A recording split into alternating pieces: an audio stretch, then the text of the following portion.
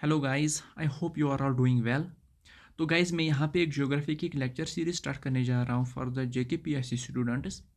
तो आज का एक लेक्चर इंट्रोडक्टरी लेक्चर होगा जिसमें हम बायोस्फीयर के बारे में जानेंगे, डिफरेंट रियल्म्स ऑफ अर्थ के बारे में जानेंगे और जानेंगे about what is latitude and longitude, some special latitudes. ठीक है, तो आइए इस लेक्चर को शुरू करते हैं।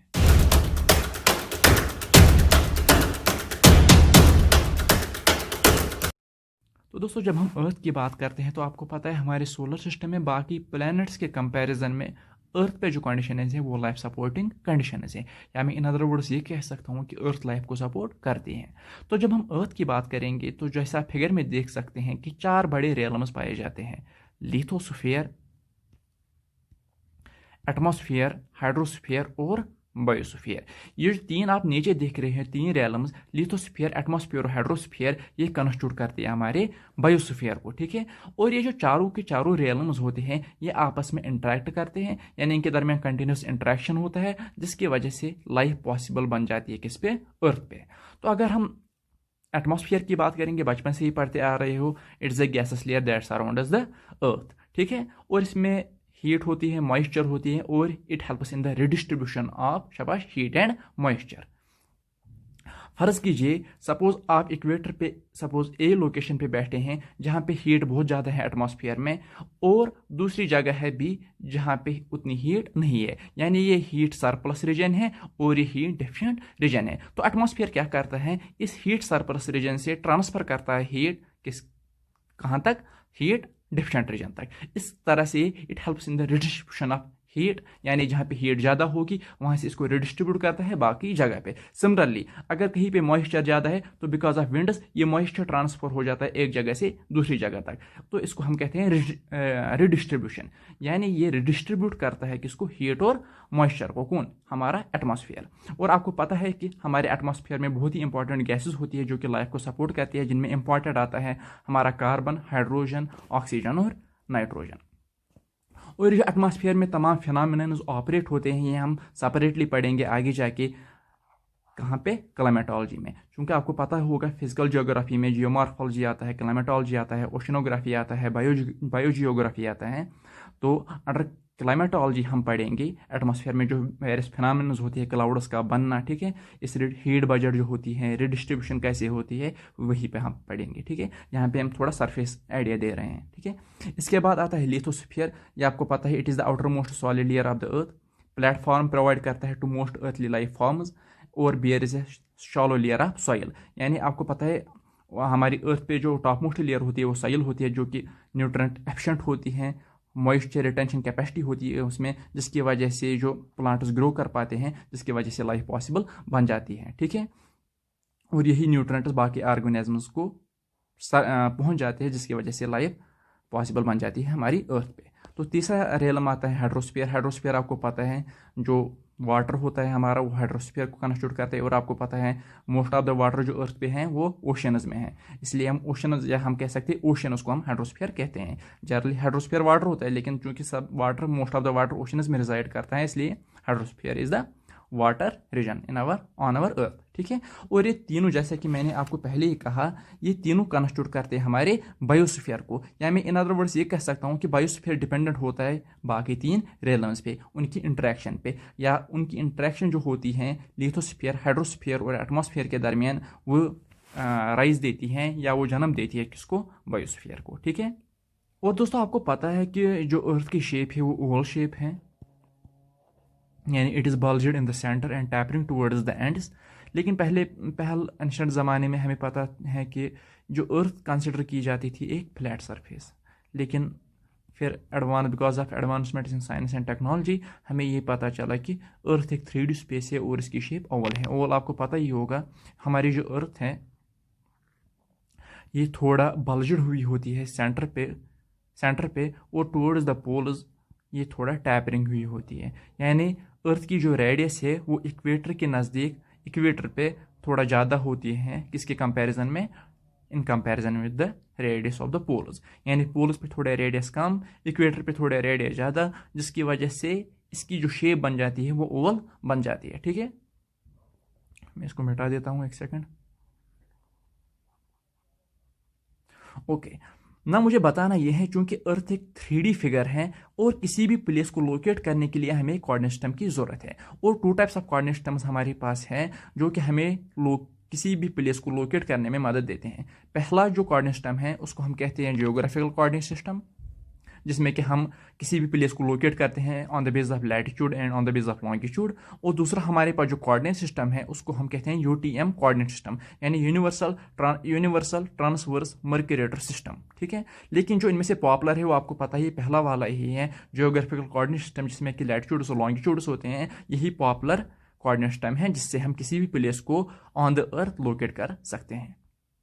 थोड़ा बहुत इस लैटिट्यूड और लॉन्गिट्यूड के बारे में जानेंगे, क्या होता है ये जो। और दोस्तों अगर हम लैटिट्यूड की बात करेंगे तो अगर इसकी डेफिनेशन देख ले पहले, तो डेफिनेशन ऐसी है, it is the angular distance of a point on the earth surface measured in degrees from centre of the अर्थ। अभी देख लेते हैं ये क्या होता है। फर्ज कर लीजिए ये अर्थ है और अर्थ पे ये कोई भी पॉइंट है जिसका हमें लैटिट्यूड जानना हो, तो क्या एंगल ये बनाता है विद द सेंटर के साथ ये जो एंगुलर डिस्टेंस बन जाती है, इसी को हम लैटिट्यूड कहते हैं। यानी it is the angular distance of a point, कोई भी पॉइंट ए पॉइंट है सपोज, इसका लैटिट्यूड क्या है, क्या एंगल बनाता है ये विद द सेंटर, ये जो एंगुलर डिस्टेंस है इसी को हम कहते हैं लैटिट्यूड। और अगर मैं यहाँ पे आपको दिखाऊं, ये लाइनें जो आप यहाँ पे देख रहे होंगे, हॉरिजॉन्टल लाइनें जो है यहाँ पे, इन्हीं को हम कहते हैं पैरेलल्स ऑफ लैटिट्यूड। और अगर हम लैटिट्यूड की बात करेंगे, ये रन होती हैं from the north to the south. यहाँ पे आप देख रहे हैं नॉर्थ से लेके साउथ तक बराबर, यहाँ पे नॉर्थ है, यहाँ पे साउथ है, नॉर्थ से लेके साउथ तक ये लाइन्स रन होती हैं हॉरिजॉन्टली। और अगर हम बात करेंगे 0 डिग्री ये जो होता है 0 डिग्री लैटिट्यूड, इसी को हम कहते हैं इक्वेटर। यानी 0 degree latitude is also called as equator. और आपको पता ही होगा नॉर्थ पोल पे ये जो यहाँ पे हम कहते हैं 0 डिग्री, और जो जो हम ऊपर जाते हैं ये बढ़ता जाता है जब तक नॉर्थ पोल तक पहुँच जाते हैं, और नॉर्थ पोल पे हम कहते हैं it is 90 degree north latitude. इसी तरह हम साउथ पोल भी कहते हैं इट इज़ 90 डिग्री साउथ, शाबाश, it is 90 degree south latitude. ठीक है, तो रन करती है continuously from the north to the south.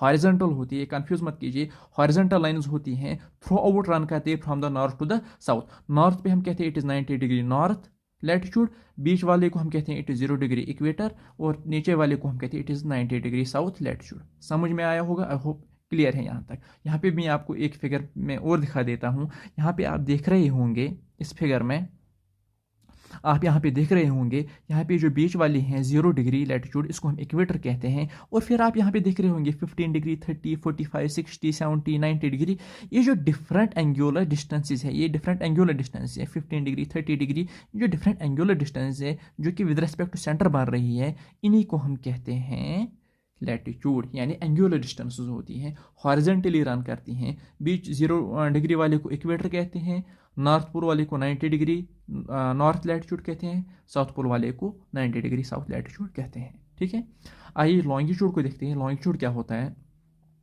It is the angular distance measured in degrees. ये भी एंगुलर डिस्टेंस होती हैं जैसे कि लैटिट्यूड होता है, डिग्रीज में मेजर किया जाता है अलॉन्ग द इक्वेटर, ईस्ट और west of the prime meridian. समझने की बात है, मैंने आपको बताया ये अर्थ है, लैटिट्यूड्स हॉरिजॉन्टल रन करते हैं, लॉन्गिट्यूड्स आपको याद रखना होगा ये वर्टिकली रन करते हैं। 0 डिग्री लैटिट्यूड को हम इक्वेटर कहते हैं। ऑन द सिमिलर बेसिस ये जो 0 डिग्री लॉन्गिट्यूड होता है इसको हम कहते हैं प्राइम मेरिडियन। क्या कहते हैं? Prime meridian. यहाँ पे मैं लिखता हूँ, इसको हम कहते हैं प्राइम मेरिडियन। ठीक है, प्राइम मेरिडियन।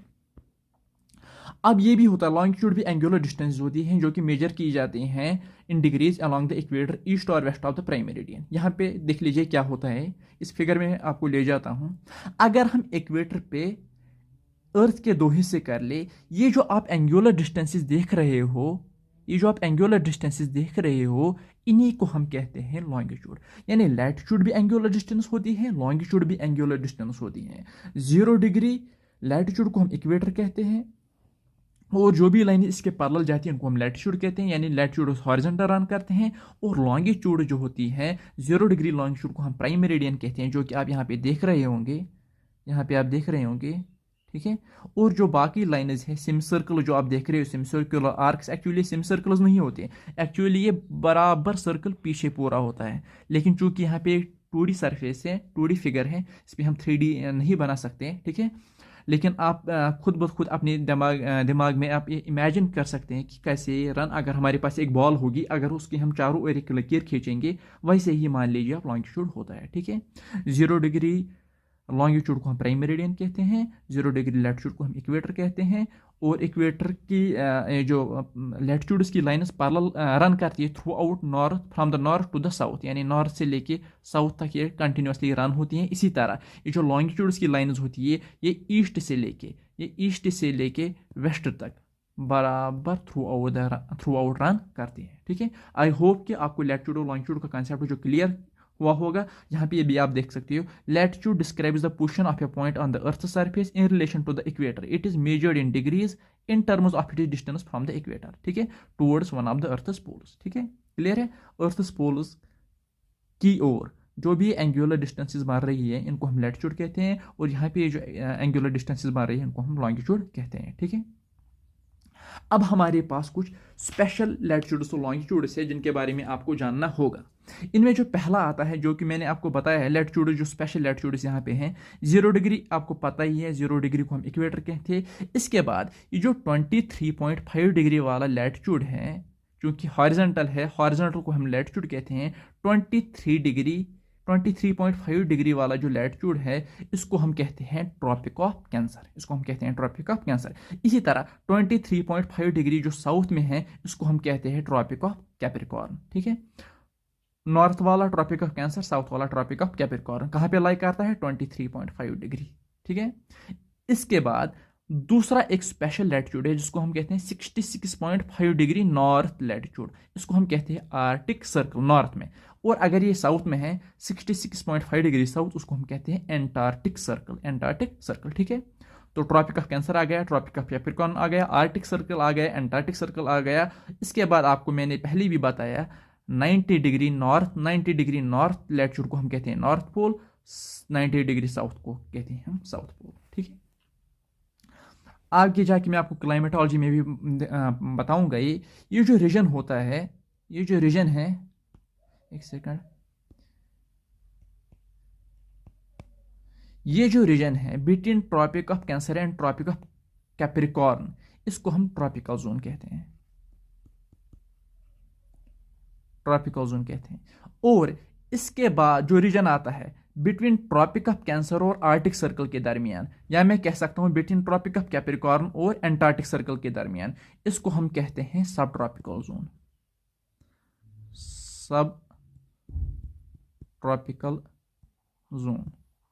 और ट्रॉपिक ऑफ कैप्रिकॉर्न से लेके साउथ पोल तक और आर्टिक सर्कल से लेके नॉर्थ पोल तक, ये जो है ये रीजन, इसको हम कहते हैं साउथ पोल, इसको हम कहते हैं पोलर जोन, इसको हम कहते हैं पोलर जोन। तो 3 जोन्स आ गए, ट्रॉपिकल जोन, सब tropical zone, polar zone. Tropical zone क्या होता है, जो लाई करता है बिटवीन ट्रॉपिक ऑफ कैंसर और ट्रॉपिक ऑफ कैप्रिकॉर्न के दरमियान जो रीजन लाई करता है, ये वाला रीजन, इसको हम कहते हैं ट्रॉपिकल जोन। और जो रीजन लाई करता है बिटवीन ट्रॉपिक ऑफ कैंसर और आर्टिक सर्कल के दरमियान, या ट्रॉपिक ऑफ कैप्रिकॉर्न और एंटार्क्टिक सर्कल के दरमियान, यानी ये वाला रीजन, इसको हम कहते हैं सब ट्रॉपिकल जोन। इसके बाद जो तीसरा रीजन आता है वो आर्टिक सर्कल से लेके नॉर्थ पोल तक या एंटार्क्टिक सर्कल से लेके साउथ पोल तक, इसको हम कहते हैं पोलर जोन, ठीक है। 3 जोन आते हैं, ठीक है। आई होप कि गाइस आपको ये वीडियो पसंद आई होगी, आपको सब समझ में आया होगा। तो प्लीज़ लाइक, शेयर और सब्सक्राइब ज़रूर करें। तो see in the next video, thank you.